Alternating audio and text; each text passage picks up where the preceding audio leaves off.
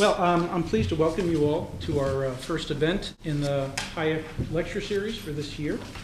For those of you who don't know me, I'm Bruce Caldwell. I'm the director of the Center for the History of Political Economy here at Duke.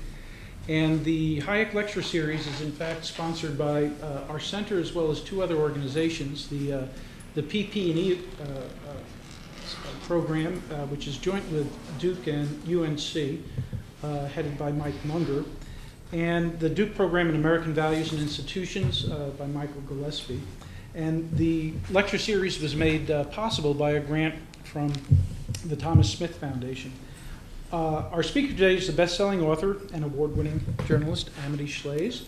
I'll just tell you a little bit about her, and then I'll turn it over to Amity. And since we have a rather intimate group, she'll talk for a little bit, and then we'll have some general discussion about Coolidge. Amity writes a syndicated column for Forbes, is chairman of the board of the Calvin Coolidge Memorial Foundation, directs the 4% Growth Project at the George W. Bush Presidential Center, and teaches at the NYU Stern School of Business in the MBA program. She's the author of the New York Times bestsellers The Forgotten Man, A New History of the Great Depression, The Greedy Hand, and her latest book, Coolidge, which is a comprehensive biography and reassessment of the contributions of President Calvin Coolidge. Amity has written for Bloomberg, the Financial Times, and the Wall Street Journal, where she was an editorial board member, as well as for the New Yorker, Fortune, National Review, New Republic, and Foreign Affairs. She's appeared on PBS's NewsHour with Jim Lehrer, Comedy Central's The Daily Show, ABC's Good Morning America, Charlie Rose, CNBC's Kudlow, Public Radio's Marketplace, and is a frequent guest on Bloomberg Radio. She chairs the jury of the Manhattan Institute's Hayek Book Prize and has won both the Hayek Book Prize and the Bastiat Prize for journalism. The title of Amity's talk is Can Austerity Ever Be Popular? What Amityshlaes learned from, I love this title, from Calvin Coolidge about austerity and property rights. So please join me in Thank you, Dr. Bruce. Do I need this? I don't think, can you hear me? I think it's just for you. Okay. Could you maybe slide over the copy of Coolidge? I wonder if we could, or pass it around. Maybe we don't want to damage it, and I'll send it right. I'll send it right. I'll feel stronger. I think we have a smaller group, so why shouldn't we talk? So I'll talk a little bit rather than lecture, and then we can talk some more. And thank you. I'm very honored to be here. I think this is a great program, and we want to support this program. It's important for Duke and for the world to have Dr. Caldwell here and doing all this, and to have more opportunity to talk about the history of basically economic and political ideas. So send it all the way down here, because I need to hold it, otherwise I'll feel weak. It's very, he's smiling. And the joke of it is that he's actually kind of a modern guy, a fair-haired guy in a very old-fashioned fancy getup. And the question of whether he liked to wear clothes like this is open. You can see, Dr. Bruce was just telling me about some ambivalence about ties among academics. You can see that Coolidge didn't tie his tie quite straight in this picture, and that tells you he's a livelier president than we imagine. So I like this picture a lot. I like his vest too, Charles. The vest has this white piping on it. The essential question, I mean, even this week, if you were writing a journalistic column this week, would be, what about the debt ceiling? And the conversation about the debt ceiling is very broad, right? It's the choice between two extremes: spend a whole lot and spend a tiny little bit less than a whole lot. Right, that's about where it lives, so narrow. And then you would ask, if you were talking to yourself, what are the premises underlying this situation that's caused us to have such a narrow debate that pretends to be wide? And there are two. One is simply economic. It's that the federal government is too big, is so big that it has to spend to grow. It's an actor in the economy, and if the federal government doesn't spend, the general economy won't grow, which is why austerity, which Bruce and I have in the title of this talk, is a bad word. It's almost like, the letter A, red letter, bad. Scarlet Letter, and there's another book out this year about how evil austerity is. It's not sure whether the author is talking about government austerity or private sector austerity.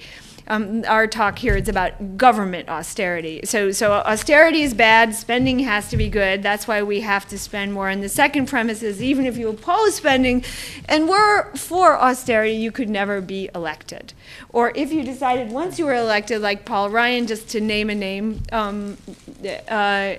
that you might be on some days for austerity, then you will be de-elected.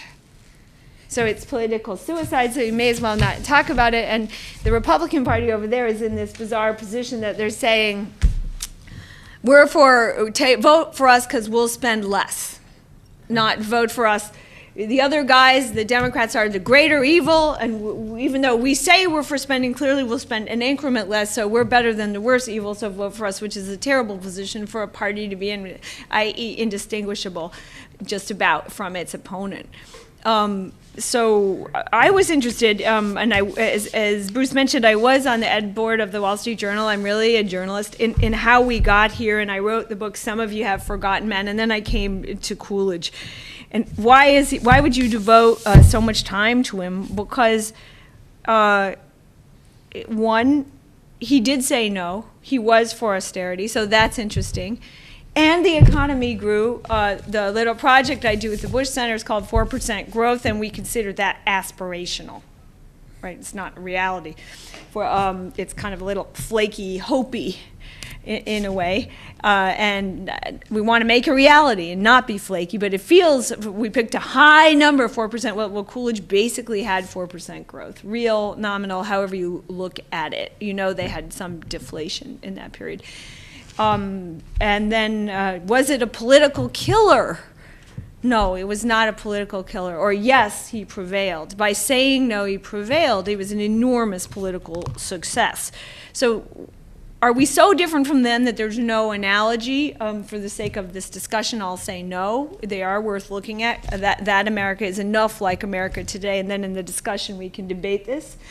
So I wanted to talk just a little bit about how he did it. How did someone cut the budget, and then how did he succeed politically and the economy succeed?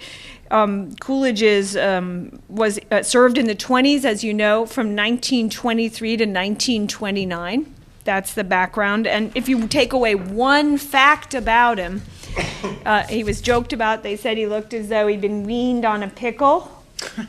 He hid his teeth, I think. They weren't so good at dental work in those days. They certainly didn't have the cosmetic thing. He smoked a lot, 3 cigars a night, the big ones, Corona.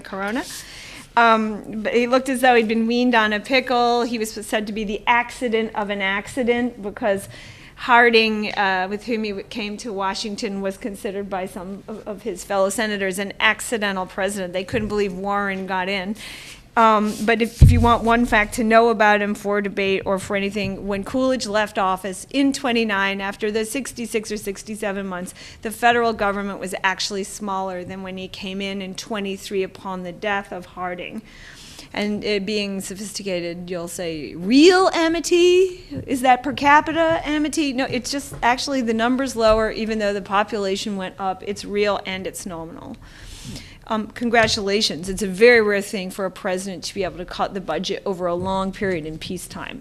Coming out of wars, you see it, whatever party, but in peacetime, when we felt like being bigger, he still did it. And the other thing you want to remember about him is that his top tax rate was that he achieved by pushing down taxes was 25%, and that's lower than Reagan. So that was quite an achievement in a progressive era. So what I think is he is a Scrooge. That's how he's caricatured. But if he is, he's a Scrooge who begat plenty, and that's a paradox you want to delve into. It's a story of sort of partly political process, what they did, Harding and then Coolidge, but also of character, and that's where the property rights come in, and human temperament. So I'm grateful to Bruce and you for this time, and I hope not to talk too long. So you imagine a situation actually somewhat analogous to our own after World War I. The country's just been through a crisis. The progressives want to do a lot of things that we didn't do before, such as nationalize health care.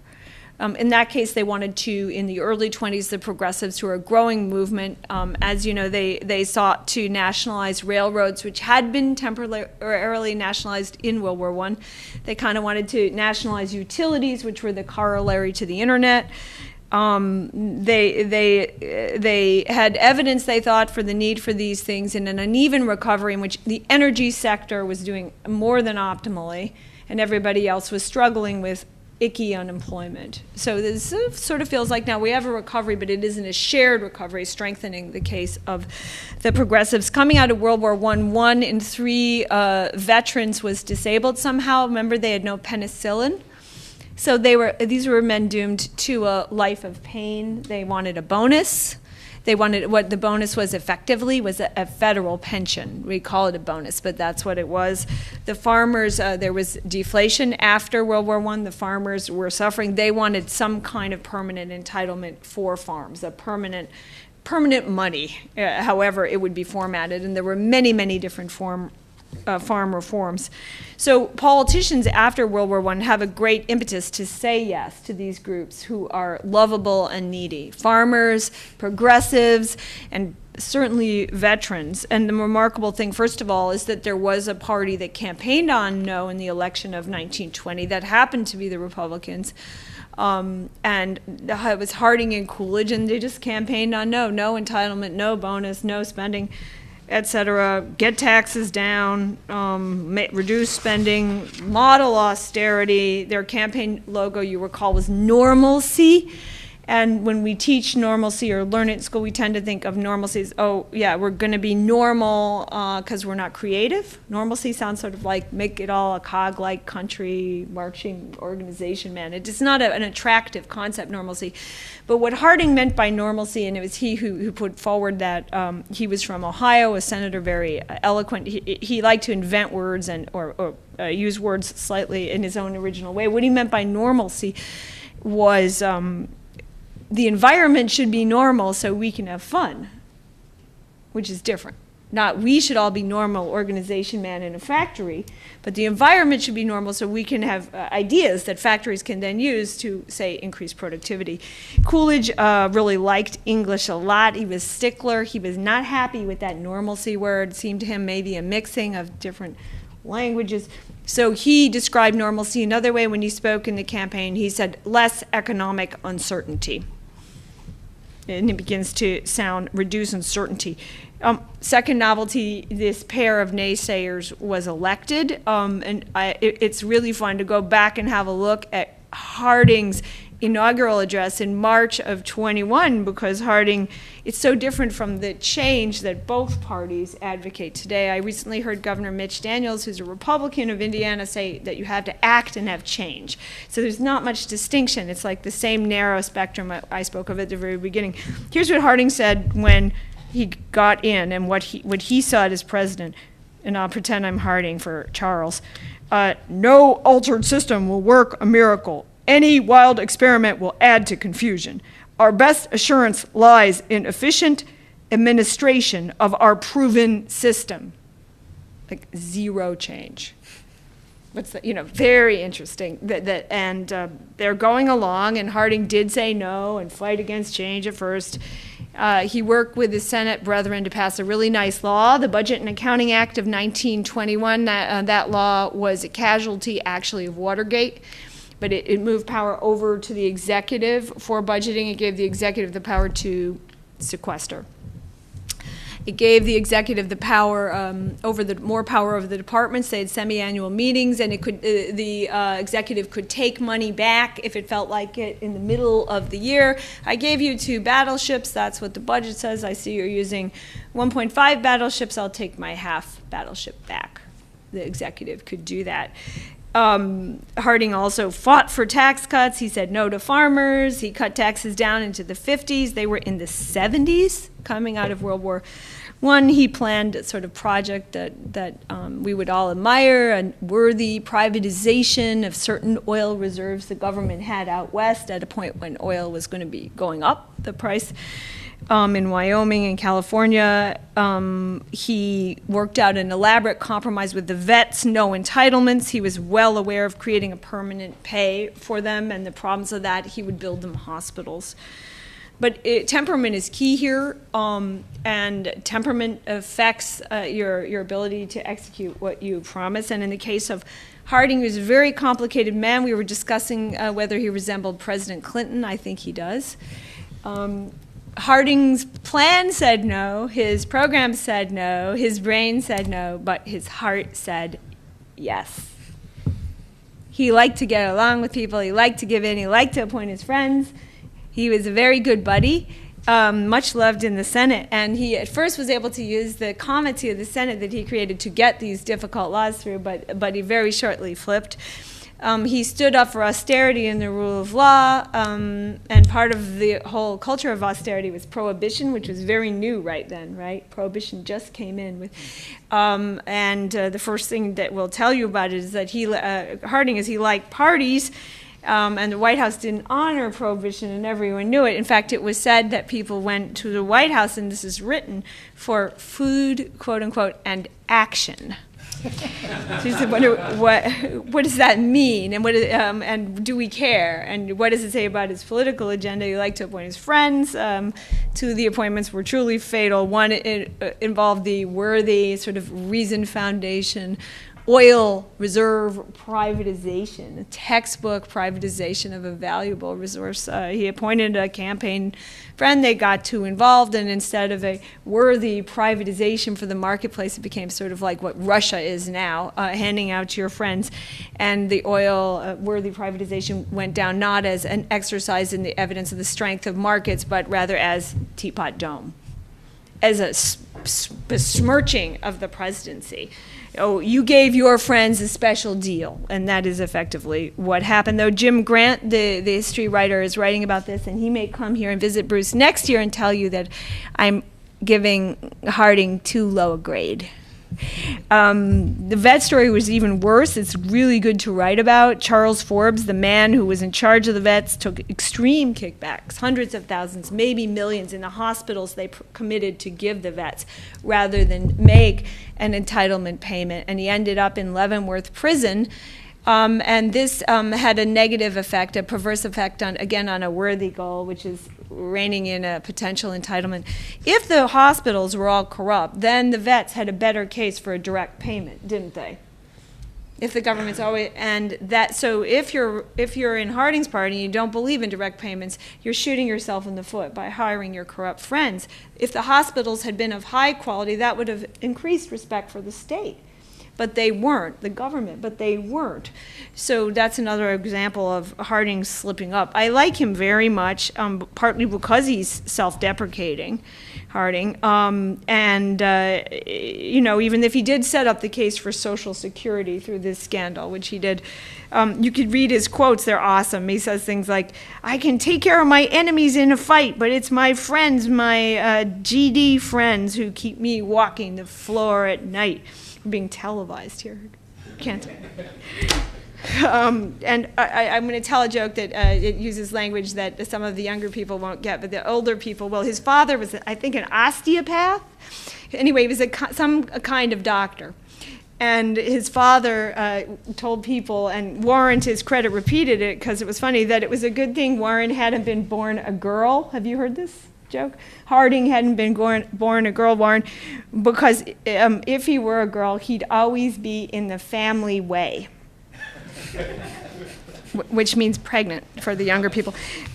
So he dies, someone else will revise him, enter Coolidge, very different type, New England, wants to cut the budget, head wants to cut it, party wants to cut it, but also he has the heart to do it. He's all, it's like feng shui. He's united in his desire to cut. He also has a more developed moral sense about what he's doing. He really believed in private property. He called taxation legalized larceny. So he talked the talk, but also believed the talk. Harding believed it too, but in a looser way. And I think Coolidge's commitment is almost his faith in smaller government, and his concern about government as infringing upon property rights were so genuine. You want to listen to what happened, and I think that helped him to get what he said he was going to get, to execute on his promise. You know, Bruce here wants to have a bigger center. He has to believe in the bigger center in order for it to succeed. I want the Bush Center to succeed. I want the Coolidge Foundation to succeed. I have to believe in it and execute. I can't just say it. And that's where Coolidge was, as distinguished from Harding. You think I'm joking. Coolidge took budgeting and respect for the private sector to extremes, real extremes that involved even his wife and his pets. The Coolidges were given lion cubs as a gift from the mayor of South Africa, and you'd think that they would name the lion cubs something like Washington and Jefferson, or we talked yesterday, John Locke and Francis Bacon, or Duke and Biddle, right? And Coolidge named his lion cubs, they were twins, Tax Reduction and Budget Bureau. And they were the same weight, and that was important to Coolidge. He fed them steak and weighed them, because he didn't want a big fat kitty called Tax Reduction and little bitty runt called Budget Bureau. He made them even Steven to make a political point. He did not believe, he's not a pure supply sider, in tax cuts without budget. It made him extremely nervous to cut the budget, and even more nervous to cut taxes, because you might widen the deficit if you have one, or lose your surplus, oh heaven forfend. And he really was, he really did come on for what he, like a sour pickle, for economy. By economy he meant savings. So when you look at the quotes he said, you just laugh. He did not hesitate to use shame in a churchy way with his clientele and his constituents. So he said, I am for economy, and after that I'm for more economy, that is savings. I'm not giving in. People kind of expected it to give in, to sort of stop where Harding had taken them along to smaller budget, lower taxes. Well, they expected Coolidge to kind of stop, and he didn't at all. He persevered, and he said, we must have no carelessness in our dealing with public property, again the word property, or the expenditure of public money. Such a condition is characteristic of undeveloped people. It's a little strong. We don't talk like that anymore. It was like, it was, but he did believe there was a moral side to it. And he swore, and this resembles Lyndon Johnson actually, that now that Harding was gone, to pursue the Harding goals and his own goals to perfection. Whoop. Not just give up, get along, lame duck, none of that. The 58 tax rate, that was too high. Well, he and Mellon, his Treasury Secretary, also silent. People wondered how they could have a tax campaign. It was said of Mellon, Andrew Mellon and Coolidge, that they conversed in pauses. Had this tax campaign, and they were going to get taxes all the way, flatten that schedule, get the rate down to 25 or lower, and they thought that they could do that, cut the taxes and maybe get more money and sustain strong growth. Mellon had a metaphor. This is called scientific taxation. It was a progressive idea. The supply-siders are descended from progressives. It's important to think about that. Scientific taxation would be more efficient, right? That's a progressive. If I can run government better, if I'm more efficient. Mellon used a metaphor from the industry of the time, that was railroading. So he said, you charge what the traffic will bear in terms of taxation, or a toll. A tax is a toll. Well, if you lower the toll tax, then maybe more traffic will come and you'll get more revenue. Well, that's interesting. And if you lower it too much, you might get a whole lot of traffic, or you might just lose all your, your business because you don't have any revenue. He was always thinking about that, and he said taxes are too high. If we lower the rate, we'll get more revenue. That's Art Laffer. That's modern supply side put in a Victorian railroad mogul's language. Coolidge made the second point, the moral point, taxation is legalized larceny. I'm not so sure Coolidge, though he said he was for scientific taxation, liked the behaviorist aspect of it. He was more philosophically committed to lower taxes because they were wrong, right? And that's different. so they did get that 25% with great difficulty, by the way, and it's worth study. Second thing they did was work hard. This does not fit into any economic theory. It matters how often the executive meets with the budget people if you're going to budget. And for this book, we got the diary, the appointment book of Coolidge to see when he met with his budget master. It was called General Lord. He got basically a David Stockman as CBO director with the new law. General Lord was from Maine. He went to Colby. They met 50 times in 1927. That's an incredible expenditure of presidential time, to meet with anyone 50 times. And he tended to meet with General Lord right before the cabinet meeting so he could say no. And you can't say no without preparation to a mendicant who comes in your office. You can say yes pretty easily, but you can't say no. So you look at them, and it's usually 9:30 or 10 o'clock on a Friday before the cabinet meeting. I noticed, too, that Coolidge met with General Lord right to the end. He didn't just sort of give up in the middle, as most presidents tend to do. They get tired of budgeting after a year or two, and you do see a spike in spending if you chart it of what, federal spending towards the end of people's terms. I'm tired, Coolidge and Harding called in a room like this, but slightly bigger, right by Constitution Hall, where the DAR is now. They called all the people from government, all basically the executive branch in, and they would yell at them like a pep rally or a pair of drill sergeants for an hour about their spending twice a year. And that's also not in our culture, but I think it had an effect. They created a 3% club for the Department of the Government that managed to cut its budget 3%, even beyond what planned cuts were. And the department got, what, a sticker? I mean, it's very kindergarten-y for us. And then they couldn't get the departments to cut anymore, so they moved it down to 2%, and they got a second sticker. And then they had the 1% club. These guys did not give up. If you cut your budget 1%, this is with population growing, remember, in the United more constituents to serve. And then after that, the New England thing, they created a woodpecker club for the department that pecks away at its budget here and there. I'm looking for General Lord's papers. They're in someone's attic. They've got to be great. Really? Yeah, General Lord is interesting. Herbert Mayhew Lord, I think he was a Christian Scientist, and for him, religion, you can't blinker out the religion. Religion was part of what he was doing. Coolidge noticed that they even asked the federal government to write shorter letters. And in the book, I have a poster, write shorter letters. Each letter costs 26 cents. Coolidge believed, and then gets to natural law. He wrote his father, it's better to kill a bad law than pass a good one. Very rare. That's not progressive. Progressives like a lot of laws. They like a sort of flood of laws. And he vetoed 50 times, which is a lot. You want to compare it to Harding, which is 6.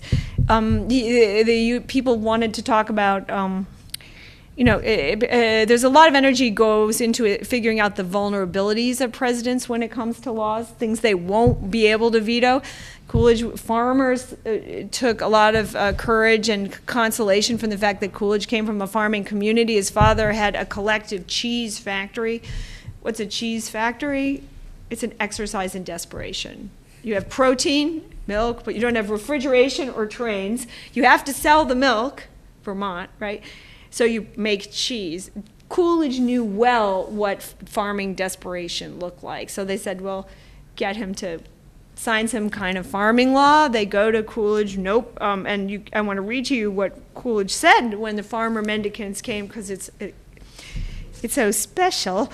Farmer mendicant, give us money. Coolidge, long pause. Well, farmers never have made much money. Pause. Don't suppose they ever will. Pause. Don't suppose there's much we can do about it. Veto. Or the press made much of Coolidge as a fisherman. He fished with worms, not like Hoover, who was an excellent fly fisherman. But Coolidge fishing, that was in the headlines all the time. And Vermont needed money. Vermont was poor. Fisheries, Coolidge vetoed fishing law. He vetoed postal law, and his mother, his stepmother, and his father were needy postmasters. He vetoed away. I said temperament, mastery of legislative tools matters, and which tool you pick also reflects your temperament. Coolidge, being silent, of course, liked the pocket veto because you don't have to send a message. You can just veto it on a holiday. It involves tricking people, a pocket veto, because Congress has to pass the law right near the recess. And then in recess, you just sit on it, inaction, veto by inaction, as president. And the other charm of the pocket veto is it can't be overridden. So the congressmen have to pass a whole new law, whereas a standard veto requires a message from the executive and can be overridden. So Coolidge was like a Isaac Stern of the pocket veto. He tricked those congressmen every time. They thought he might sign it, and then wham, he said on it in the holiday. And that takes forethought. He also quietly saw to it through his friend Harlan Stone, who is on the Supreme Court now, an Amherst friend, that the Supreme Court upheld the pocket veto so that his successors might be able to use it as a way of restricting government. And one person who did use it was Franklin Roosevelt, for example. I want to talk a little bit about his private life because I do think it goes together. Even normally in economics, we wouldn't say this goes together.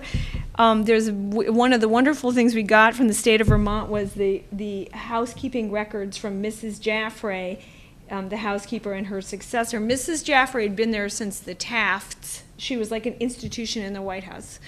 And she went around with a horse and carriage to the specialty shops. Well, Coolidge was very much enamored of the concept of economy of scale. He was investing in Piggly Wiggly, the supermarket of the period.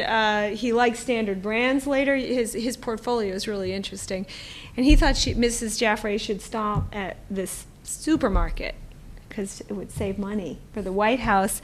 And she didn't like that, and they actually came to blows. She departed literally over pork instead of over figurative pork. She had laid a dinner out for him and a bunch of diplomats with beautiful pieces of meat. And she brought the president in to show him the wonderful spread she'd made, and the executive observed that there were too many hams. And Mrs. Jaffray left. And we know all this because she wrote a tell-all published by Cosmopolitan Books, and she's not the only one. I think it's important to see how Congress treats an executive. People in Washington did not like Coolidge for saying no all this time. And, you know, it's sort of like the MasterCard commercial, running into the president on the street, really good. Running into the president on the Hill, excellent. Supping privately with the president, priceless, right? Anyone in Washington always wants to be with the president to see if you can win his assent to something. But the remarkable thing is when Coolidge invited people to sup with him, to have breakfast with him, they didn't come. Sitting president, can you imagine? They just said no. And the under-tipped usher in the White House, I don't know how many of you saw the Help, or the Butler, right, the new movie, but the under-tipped usher in the White House, whose name was Ike Hoover, no relation to the president, didn't like Coolidge, probably because of that tipping, and kept a list of the no RSVPs that the congressmen sent when the president bid them come because they're so extraordinary. And I'll read them to you. The way they said no. Senator Heflin regrets, comma, sick. Okay. Senator Pittman regrets, comma, sick. Senator Reed of Missouri regrets, comma, sick friend. And I like this best, Senator Norris, who is a true progressive, unable to locate. So you get the idea. But some in Washington liked Coolidge's value. They could see, well, for one thing, the supply side experiment worked. The money did flow in when they cut the rates. They liked, what Coolidge was doing. And I want to read to you what Walter Lippmann, the journalist, said about less certainty and inaction. The White House is extremely sensitive to the first symptom of any desire on the part of Congress or of executive departments to want to do something. The skill with which Mr. Coolidge applies his wet blanket is technically marvelous. There has never been Mr. Coolidge's equal in the art of deflating interest. The naive statesman may imagine it is desirable to interest the people in their government and that indignation at evil is useful. Mr. Coolidge is more sophisticated. He has discovered the value of diverting attention from the government, and with an exquisite subtlety that amounts to genius, he has used dullness and boredom as political device. Is that, so in the classic history, that's, Coolidge gets portrayed as a loser. I think it's strength, and you can, come up with your own metaphor. I tend to think of him anachronistically, kind of as a windsurfer. You look at windsurfing, so easy, right? They just go along with the sail, and then you try it yourself, and you see the core strength windsurfing requires. Saying no requires a lot of core strength, too, to a mendicant Washington, especially when the sky appeared to be the limit. The economy did have surpluses. Why not spend it? A bunch of takeaways for you, and I'm cutting it because I want to talk. And no saying can be good for the economy. They really did get real growth. I don't think the 20s were a lie or a champagne bubble. It wasn't really the way Gatsby depicted it, and we can talk about that. It was a wonderful period, especially vis-a-vis innovation, when you look at the patents, when you look at the unemployment, mostly below 5, when you look at the alacrity with which we moved from recession into recovery, so different from now, when you look at the outlook for younger people, and I think that's key, and I can't wait till someone makes an index measure, outlook for 22-year-olds, because that tells you a lot about an economy and what they expected. A car. People got, we have these income distribution debates, and we had one in the New York Times, and they said, can you get some data about why you contend that the 20s are good, Amity? And so I'm looking for data, and I found one datum that is the only datum you need. At the beginning of the 20s, and you can look at this in Liebergot or someplace on what consumers were doing, 1 or 2 in 10 families had indoor plumbing. By the end of the 20s, more than half of families had indoor plumbing. Were the 20s good for the middle class? I rest my case. Toilets are it. If you have it, that is an improvement for the middle class you cannot speak against. I consider that the ultimate gift to the middle class, the indoor toilet. And in addition, they got cars, radios, and electricity, plus a vacuum cleaner. It was a great decade. Look at the Lynn's Middletown for the 20s. We can talk about whether it caused the Great Depression. Like Coolidge, I'm going to say briefly this time, no. The 20s did not cause the Great Depression. 2, one is Scrooge can win elections. The 24 election was very rough. The progressives like Ross Perot got 17% of the vote. It wasn't distributed optimally, but they did get 17% of the common man's vote. And usually what that happens, remember the progressives are the Republicans in this period, is it splits the party. That is how President Clinton became president, for example, was a split with Perot and the GOP. But in Coolidge's case, 1924, he nonetheless won an absolute majority, beating progressives and Democrats combined. Very hard to do. Extremely popular. President of the Republican Party is deeply an erotic animal. And in 1928, when even then, Coolidge decided not to run for president because of modesty, his respect for rule of law, the Republican Party had a nervous breakdown because they couldn't conceive of anyone winning as Coolidge would if he decided to run. I think commitment to political trust and property rights are also key, though. When he said the business of America's business, people knew that he meant it. He didn't mean just big business, but also the prospect, aspiration of younger people getting business through contracts. I know on your mind is the question, isn't he different from today? Why do you entertain this analogy when it's so different? I don't think it's that different. One of the things that happened when Coolidge came out was, unfortunately, Mrs. Thatcher died. And you want to ask yourself, how did Mrs. Thatcher, who's like Coolidge, ever get to be the leader of a compassionate conservatism place like the UK? Because that's what the UK had was, the Tories were compassionately conservative. There's the Canadian, right? I mean, the interest rates got to a certain level, labor unrest got to a certain level, and suddenly there was a national appetite for a very tough leader. So a Coolidge, I would posit, could win when our interest rate goes up, as it will.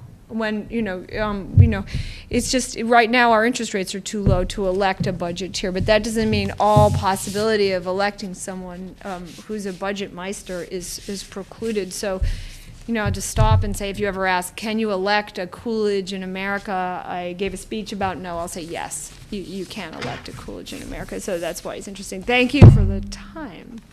Okay, thank you. Well, we do have time for some questions, so the floor is open. Irving, I was going to, yeah. Who would that budget master be? Well, I'll leave that to you.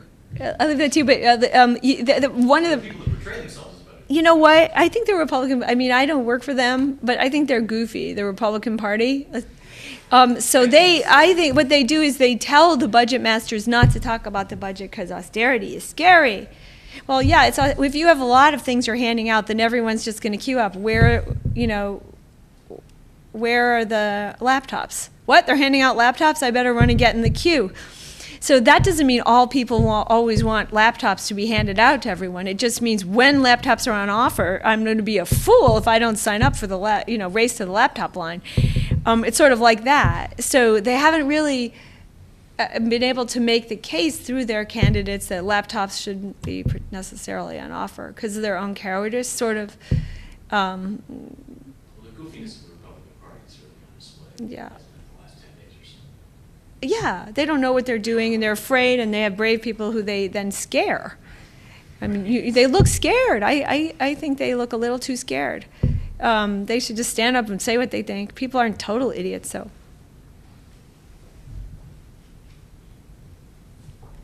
So during his tenure, so this is really two questions. During his tenure as president, what did he think of the Fed's activities in the 20s and the relationship with Benjamin Strong? And then the second question is, if he did stand for re-election in 28, what do you think he would have done differently than Hoover did? So I'm going to answer the second one first, okay? What would he have done different? One thing he wouldn't have done different, he would have signed Smoot-Hawley. The tariff, he would have probably. He had plenty of opportunity to reduce tariffs because the executive had some discretion in the 20s law, and he didn't do it. I think he reduced the tariff on some kind of bird like the guinea hen. That was about it. He was the tariff man, and that's an interesting paper. We had 100 high school debaters up to Plymouth Notch to debate protectionism because Coolidge was for him.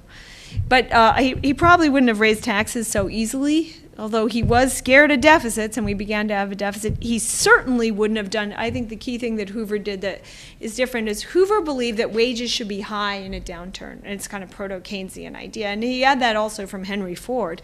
But it's one thing for a business leader to say he wants to keep wages up in a downturn, and another for it to be federal policy.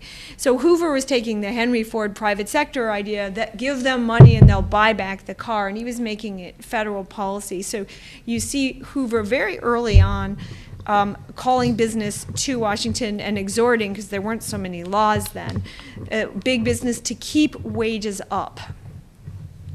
Well, what does that do? That tends to increase unemployment. You follow the letter of what the White House has asked, you keep wages up, but you reemploy less fast, and you let go, and gee, I've complied, my wages are up. And then that is institutionalized through Davis-Bacon, which is a Hoover law, this law about government contracts that puts upward pressure on wages nationally. And of course, institutionalized further by the National Recovery Administration and then our Wagner Act, our great American labor law. All those put upward pressure on wages. Nice work if you can get it. That is to say, we paid higher than trend. The person who's done the work on this is Lee Ohanian at UCLA with Harold Cole at Penn. We paid higher than trend in the Great Depression. Is that weird? We had 15% unemployment and we're paying higher than trend. We paid even higher than we knew because we didn't know the extent of the deflation. Boy, and maybe wages were forced to be sticky downward by law in institutions in the 30s, and that was different from preceding recessions. I don't think Coolidge would have done that. And I do believe that the unemployment of the 30s was much worsened by our labor policy. And you can see a corollary to that in the UK, of course. And even Roosevelt knew that. That's why he didn't use the word dole. because the dole had not, everyone knew the dole had caused unemployment in the UK. But by making the disparate, it just wasn't attractive enough to work, and it was hard, and that the labor laws made the employers, blah, blah, blah, and they didn't want to repeat that here. So that's the thing you would have done different. The first question, about the Fed. Well, remember they had a different Fed law? Because we only got our modern Fed law in the 30s with Mariner Eccles. That Fed law had the Treasury playing a bigger role at the Fed. I think Mellon even sat on the board, the Treasury. So what Coolidge said, first of all, is it's not my business. That's Andy's business. Coolidge really believed in delegation, and he took his cabinet members seriously. So 1. 2, very much analogous to now, which you don't want to forget, is this feeling we have to rescue Europe. And that's the Benjamin Strong part. Mellon, like Strong, wanted to, there's a famous bio of Benjamin Strong. This was the chief central banker. At that time, the chief central banker for the U.S. was situated in New York. The New York Fed was more powerful. So there's this bio by Lester V. Chandler of Benjamin Strong that says, and they had this great love affair, Benjamin Strong and Montague Norman of the United Kingdom, right? That would be the central bank, head of the Bank of England, and Benjamin Strong felt closer to Montague Norman than he did to the poor Midwestern farmer. I'm oversimplifying. Ergo, he kept interest rates higher, to help England with its benefit from its lower interest rates, something like that. Correct me. But there was another more substantive reason than the relationship between our central banker and their central banker, Strong and Montague Norman. It was that we wanted Europe to be able to refinance. That the evil thing would be if Europe defaulted, European nations struggling. So if we could make the interest rate lower for them, well, we were going to do that. That was the other thing that I'm sure Coolidge would have stood behind if Mellon had laid it out for him. I think the final thing you want to notice is when you say, well, they had interest rates that were too low. We often hear interest rates were too low in the 20s. What were the interest rates? Well, they were 4. And where did we go? We went to 5. We had a recession in 27, and coming out after it, we raised interest rates. So what are interest rates now if we consider the interest rates of the 20s sinfully low and causing of the 29 crash? You want to follow your logic through to a conclusion and what scale of crash you might have if you posit that a 4% interest rate caused a crash that forced a depression, if you believe that. So that's a set of answers. But mainly he would have said, that's Mellon's business.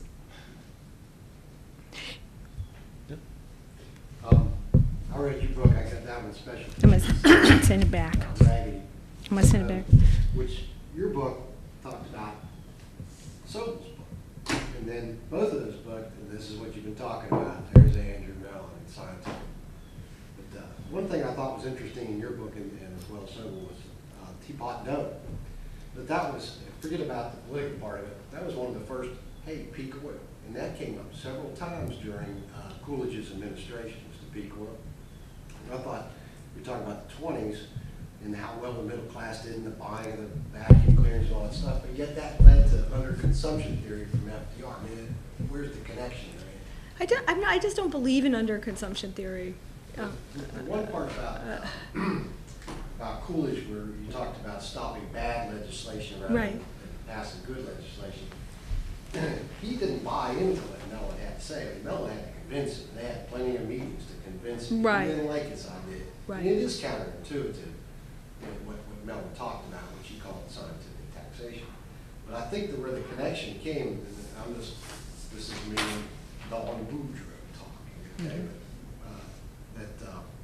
What Mellon talks about in that book is he's saying if you're not going to get rid of the loopholes, okay, the tax avoidance techniques, then the only other thing I can do is lower the tax. Lower the tax. If you're not going to get rid of that, if you'll do that, we can go that direction. We can get more revenue in here, or I got to lower the tax. But what he points out in there is that those tax avoidance techniques are products of politicos. In other words, it's a product of bad legislation. I think that's where the connection came, where he said, well, you know what, you're probably right. You know, if I can't get around the bad legislation of the past, then I'll go ahead and lower the taxes. Because if you don't, I guess what, if you you look inside that book, he talks about the fact that, you know, when you raise taxes with the loopholes in there, you're not doing anything to the wealthy. All the wealthy do is put their money in non-productive items, municipal bonds. Who suffers? The lower income and the middle income. Right.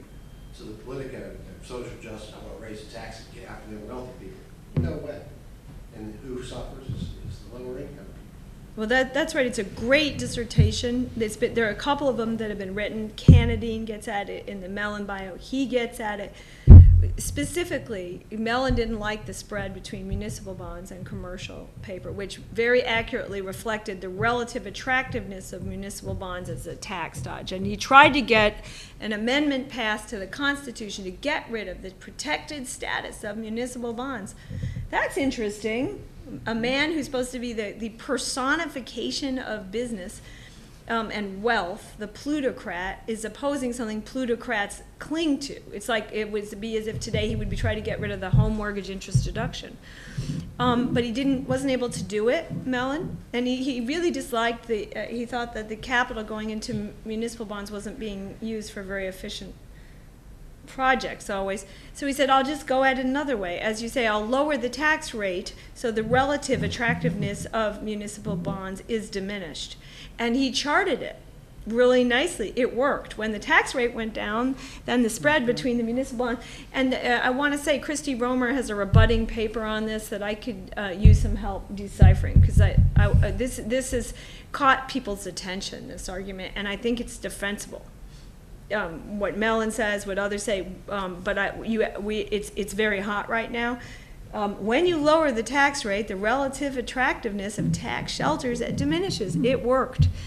And yes, Coolidge was ambivalent. He hated the tax cuts because there were he saw two evils. One evil was, but he went along delegation, same as at the Fed, that he thought Mellon wanted it, it's got to be right. You know, one was Mellon might not, you know, they cut the tax rate, and he was afraid Mellon might not get the money that Mellon promised. Maybe this supply side stuff didn't work. Maybe it was voodoo. But even worse in Coolidge's mind was that Mellon would get greater revenues from rate cuts because he knew what would happen then. Well, they would spend it, right? Government would be bigger, and that he abhorred that, and you can see an almost physical anxiety in it. But I like about Coolidge that he did delegate extremely, and his cabinet members were able then to have signature pieces of legislation that are interesting for our history. And the corollary to Mellon is Kellogg, who did the Kellogg-Briand Pact, which was, you know, the subject of universal mockery now, that outlawed war. But it was sort of the same bold initiative, and nowadays people are looking at international law as a possible solution rather than arbitrary interventions. Coolidge was not a neocon. It's a that Mellon-Coolidge relationship is very interesting. You didn't mention the Reconstruction Finance Corporation on your list of things that Hoover did that Coolidge wouldn't. Was that an oversight, or? He might have done it. What do you think? Do you think he would have done it? My guess is no. Maybe it's the virtues of hindsight, but Vern McKinley, in a book on bailouts, traces the history of bailouts not only back to continental Illinois in 1984, but back to the RFC. And the RFC went to states, which then went to infrastructure? Or did it go?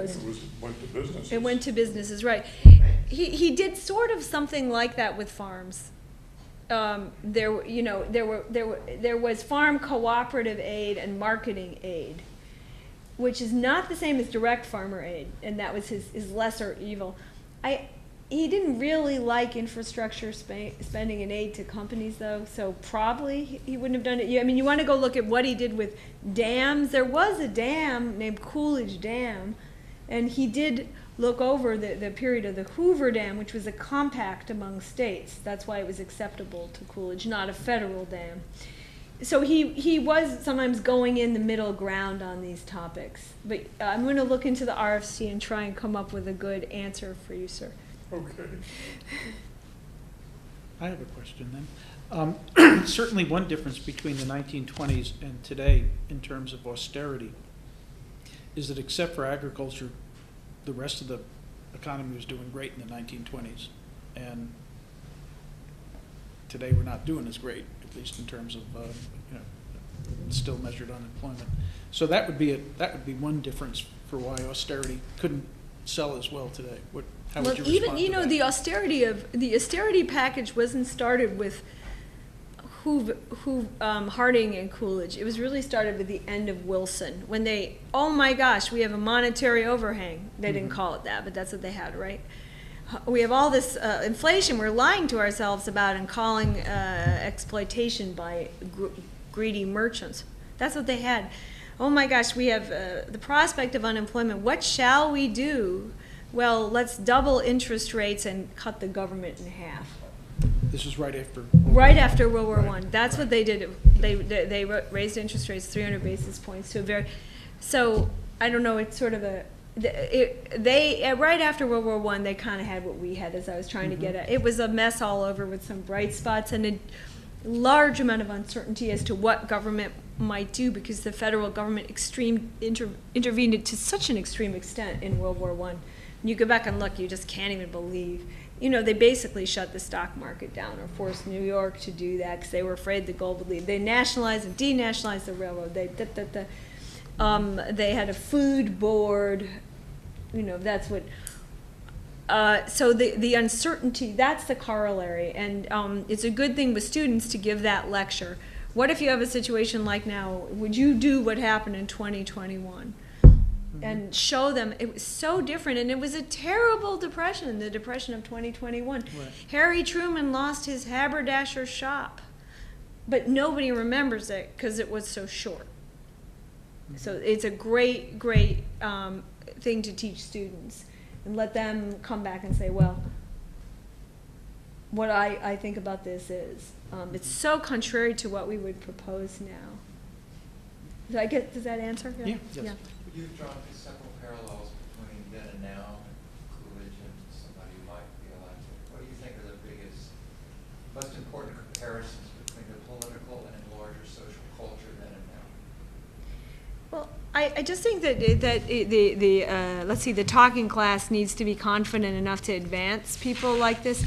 I mean, I have quite a bit to do with young people from my work. And I can tell you that the ones who materialize around us work harder than anyone. They work as hard as Calvin Coolidge when he was trying to read the law. They work all night. They never complain. They want jobs. You see the in the sort of the resume group, the ones who have resumes, they're dying for jobs, and I'm always struck by how industrious they are. I think and many of the candidates I have are Hispanic because I work in Texas a lot. And they work harder, just as hard as everybody else. So I think this idea that our young people are all entitled, that's bogus. And that they don't want to work. It's more a change in our culture that we have to offer them an opportunity to work and to make them want to see what's in it for them. So that's more of a cultural thing. If the political class, regardless of party, is just talking about where you get this, where you get that, and how bad it's going to be, and I'm going to lie to you about how bad it's going to be, it's that rupture. They're so much different, and it's all just about reality TV and bling. I don't believe it all. I mean, the worship of bling in the 20s was intense, but that didn't mean people didn't work. What about the political culture now and then? They're just very limited, and I blame the donors too here, to the candidates, because what they like to do is analyze why this candidate lost with their metrics, and then the year after they lost, they spend the next year analyzing. No, they spend the year of the election analyzing how we might win Iowa, and then they spend the year after the election analyzing how we lost Iowa. Well, that's really productive, because it's not just swing states and all that. It's also what people believe and experience. And some of that is longer-term work, like Bruce's, like Dr. Caldwell's. You have to talk to 8th graders and high schoolers and college students about what economics is, and they have to have the option to experience it with some knowledge, and then they can make more balanced decisions about who to vote for. So I guess I'm criticizing the short-termism of political donors.